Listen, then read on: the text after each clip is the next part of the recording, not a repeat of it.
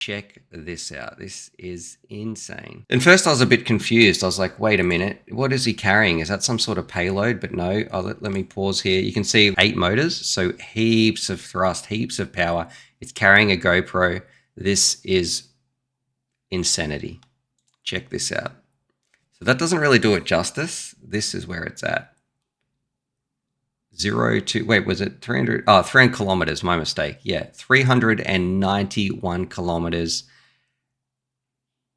Absolutely ridiculous. Now, it's out over the ocean, so it's really hard to get a sense of speed. But very, very cool stuff. I don't know what the maximum amp draw would be to do that.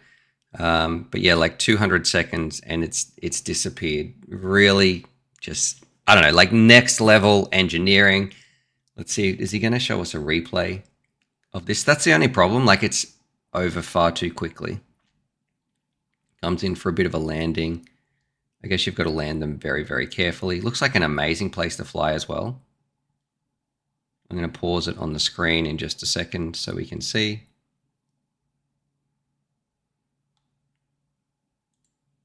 What do we got here? So 391 kilometers per hour. Used 2,000 or 1,500 milliamps in that little punch. Okay, and then there's Mike X right there. But let's watch that one more time, just disappearing. It doesn't do it justice. Like that takeoff does not, it looks like it was fast forwarded or something like that. And then it's just cruising back. Obviously, like a few seconds in, a bit of a power loop, we are a long way out. Just this part. It looks like, yeah.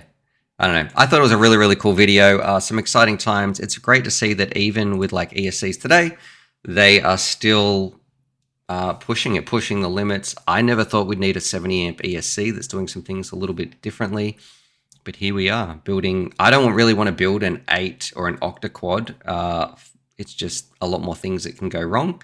But I will happily watch the videos. So you, sir, Mike X, really, really cool stuff. It's got KISS Ultra here as well. I've never really done too. So the KISS Ultra firmware and flight controllers and those things, I've never really done too much with KISS since way back in the day. I haven't touched a KISS firmware or quad in about 5 years. So I don't know if they're coming back. I don't know how they're still around. If they're still making money and able to be profitable, all the more power to them. Just, yeah, cool stuff. All right.